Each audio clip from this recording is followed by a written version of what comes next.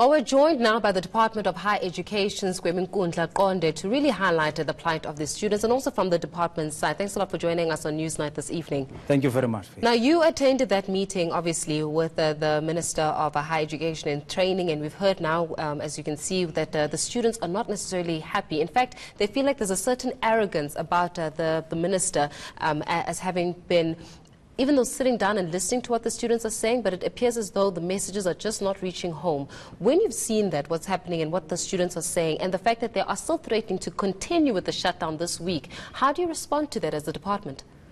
No, the discussions in the meeting were quite frank, but very much fruitful. And on all the matters that have been raised there, the minister responded, clarifying quite exactly as to what we would be doing as a department and what the minister personally herself would actually be doing in ensuring that the issues are actually addressed. Because at hand is the question of students who are NSFAS beneficiaries, who by somehow are not allowed to register in some other institutions. Whilst we sent out a communique as a department on the 14th of January into saying all students who are coming in for the first time, who are NSFAS beneficiaries, must be allowed to register.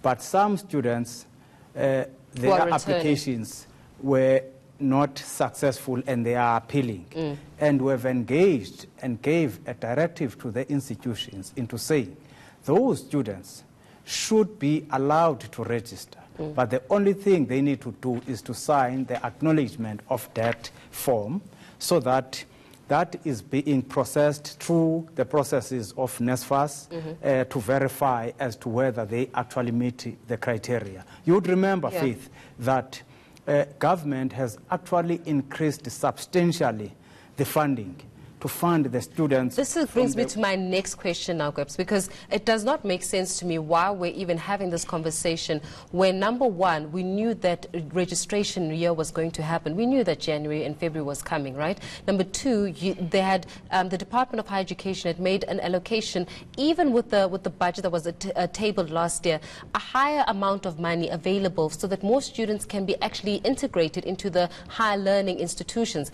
But now it appears as though the very same things that we were talking about, it's almost like history repeating itself. I mean, a student had to die. It's almost as if we did not know that registration was going to happen, that we did not know that accommodation would be needed for students, that we did not know that even returning students, because there are reports that are saying that second-year students are struggling. This is their plight, is that in order for them to register for the next year, the second year or third year, they have to pay off, some of them even 50% of the debt that was said to be taken care of by NSFAS the previous year. And they're questioning that. So it's almost as if the department had no idea that this was going to happen, or NSFAS was inadequately prepared to actually take in this current pool of students. And really, at this point, the question is, which one is it? Is it because NSFAS was not prepared, or is it the department had no idea? Faith, I will leave you with this communique that we sent to institutions in preparation for registration. But rest assured that after government has injected extra 14 billion rands from 10 to 24 billion in order to increase the cap of 122,000 per annum to 350,000 in order to address that critical component, of society, working class and the poor. Because with the resources that government has, we have to prioritize. And the prioritization at this time is actually directed at those who are quite vulnerable, at the lower level of society, up to 350,000 rands combined family income. And all the arrangements were actually made to allow them to register, including those who are owing the institutions. So now why do we have these students now that are protesting? Why is it that just before I had a conversation with you, we had to sit down and watch a clip by, I think was it 4 student representatives that were present at that meeting yesterday. They were there, these students, and they were saying that it almost appears as though it's a fruitless exercise. I'm happy that we can listen to the clip again so we can understand, because clearly there's a disconnect. If you are saying one thing as a department, and I take your point, but if student representatives who are going to school, by the way, away tomorrow, and there may possibly be another shutdown, and we have to play that clip before you and I have a conversation. That means that clearly there's something that they're getting that you're not getting, and somewhere along the line there's a disconnect. Yeah, some of these issues are more institutional matters, and I think it becomes the question of misinterpretation of what we have communicated. This is what we undertook to clarify and make it a point that there is no student who is eligible who would be denied access to register and to get all the support that they should be getting. To the extent that in respect to the historic debt, we are working with Treasury to conduct due diligence, and that exercise has been completed, and it has been packaged for the approval of the minister, of which the minister in the affirmative confirmed that she is going to expedite that process. But all those students when she's saying that she's going allowed to be expediting that process for the payment of the institutions, yes. But in the meantime, all institutions have been instructed to register those students. When was that instruction given? It was given on the 14th of January 2019. I so signed that statement. When these students are going on protest and these students are shutting down universities, Vice Chancellors, it was sent to them, copied registrars as well. So are you as saying that these SRC students that are protesting now, let's be we're having an honest, frank conversation, because what's scary is the fact that students will go back protesting. If you're saying there's a misinterpretation, then I want students to understand that they should not be protesting because you made the signatures, you signed off that signature. So what happened on the 14th of January clearly is not reaching the students, which is the reason why we're having shutdowns, which means that it just becomes a whole lot of misinterpretation, as you're saying. So if that happened on the 14th of January and students are continuing wanting to shut down now, why are they shutting down then? Yeah, firstly, Faith, not all institutions are affected by this question. Some institutions are affected. And we undertook then to work on these matters. We have started already.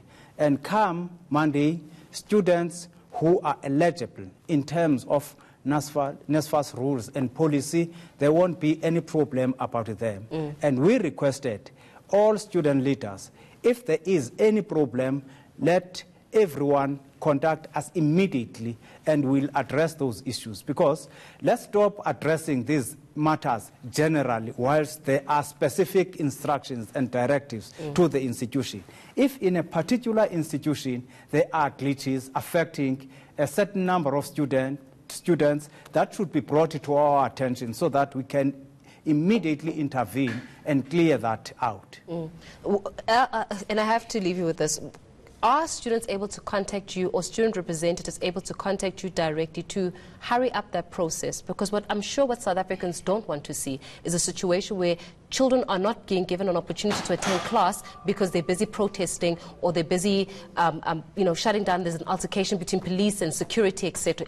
You would appreciate that we don't want the situation that happened last week, and we don't want another student dying as what happened with the DUT. So is there a direct number that they can perhaps contact you on and hurry up this process? All student leaders, presidents of SRCs, they have my contact number directly. And they can contact you? And they can contact me. They do. And where it happens, we resolve the matters quite quickly, and other officials are accessible in the department. That's why in the meeting yesterday, we had to convene all as SRC presidents as well as South leadership to thresh out these issues. And I'm happy that engagements were quite frank and very much fruitful, and there are pointers of the areas where we need to intervene quite immediately. Because one of the issues in some other institutions is the question of the students from Zimbabwe who are having some problems in respect to their visas.